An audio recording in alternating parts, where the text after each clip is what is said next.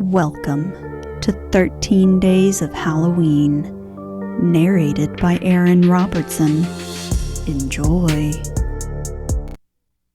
Day 2, The Yellow Wallpaper, by Charlotte Perkins Gilman. We have been here 2 weeks, and I haven't felt like writing before, since that first day. I'm sitting by the window now, up in this atrocious nursery, and there is nothing to hinder my writing as much as I please, save lack of strength. John is away all day, and even some nights when his cases are serious. I'm glad my case is not serious.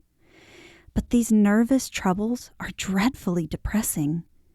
John does not know how much I really suffer. He knows there is no reason to suffer, and that satisfies him. Of course, it is only nervousness. It does weigh on me so not to do my duty in any way. I meant to be such a help to John, such a real rest and comfort, and here I am, a comparative burden already. Nobody would believe what an effort it is to do what little I am able, to dress and entertain and order things. It is fortunate Mary is so good with the baby, such a dear baby, and yet I cannot be with him. It makes me so nervous. I suppose John never was nervous in his life. He laughs at me so about this wallpaper. At first, he meant to repaper the room, but afterwards he said that I was letting it get the better of me, and that nothing was worse for a nervous patient than to give way to such fancies. He said that after the wallpaper was changed, it would be the heavy bedstead, and then the barred windows, and then that gate at the head of the stairs, and so on.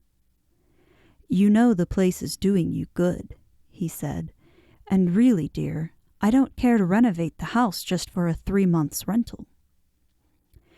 "Then do let us go downstairs," I said. "There are such pretty rooms there."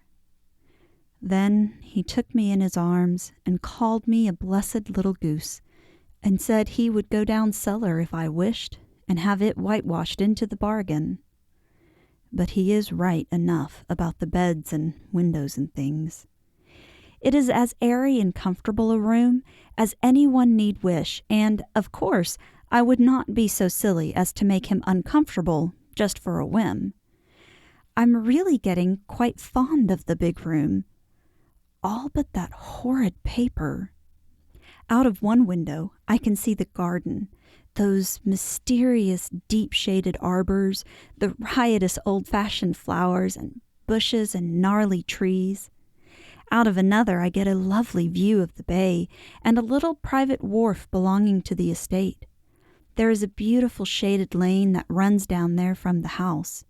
I always fancy I see people walking in these numerous paths and arbors, but John has cautioned me not to give way to fancy in the least. He says that with my imaginative power and habit of story-making, a nervous weakness like mine is sure to lead to all manner of excited fancies, and that I ought to use my will and good sense to check the tendency. So I try. I think sometimes that if I were only well enough to write a little, it would relieve the press of ideas and rest me. But I find I get pretty tired when I try. It is so discouraging not to have any advice and companionship about my work. When I get really well, John says we will ask Cousin Henry and Julia down for a long visit. But he says he would as soon put fireworks in my pillowcase as to let me have those stimulating people about now.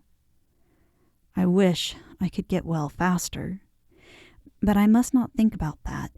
This paper looks to me as if it knew what a vicious influence it had. There is a recurrent spot where the pattern lolls like a broken neck, and 2 bulbous eyes stare at you upside down.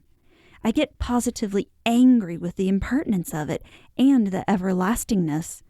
up and down and sideways they crawl, and those absurd, unblinking eyes are everywhere. There is one place where two breadths didn't match, and the eyes go all up and down the line, one a little higher than the other. I never saw so much expression in an inanimate thing before, and we all know how much expression they have. I used to lie awake as a child and get more entertainment and terror out of blank walls and plain furniture than most children could find in a toy store. I remember what a kindly wink the knobs of our big old bureau used to have, and there was one chair that always seemed like a strong friend. I used to feel that if any of the other things looked too fierce, I could always hop into that chair and be safe. The furniture in this room is no worse than inharmonious, however, for we had to bring it all from downstairs. I suppose when this was used as a playroom, they had to take the nursery things out, and no wonder. I never saw such ravages as the children have made here. The wallpaper, as I said before, is torn off in spots, and it sticketh closer than a brother. They must have had perseverance as well as hatred. Then the floor is scratched and gouged and splintered. The plaster itself is dug out here and there, and this great heavy bed, which is all we found in the room, looks as if it had been through the wars. But I don't mind it a bit. Only the paper. There comes John's sister. Such a dear girl as she is, and so careful of me. I must not let her find me writing. She is a perfect and enthusiastic housekeeper, and hopes for no better profession. I verily believe she thinks it is the writing which made me sick. But I can write when she is out, and see her a long way off from these windows. There is one that commands the road, a lovely, shaded, winding road, and one that just looks off over the country. A lovely country, too, full of great elms and velvet meadows. This wallpaper has a kind of sub-pattern in a different shade, a particularly irritating one, for you can only see it in certain lights, and not clearly then. But in the places where it isn't faded, and where the sun is just so, I can see a strange, provoking, formless sort of figure that seems to sulk about behind that silly, conspicuous front design.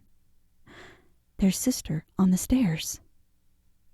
This episode is made possible by Project Gutenberg. You can find the yellow wallpaper and many other stories in the public domain for free at gutenberg.org. You can find me online at www.aaron-robertson.com.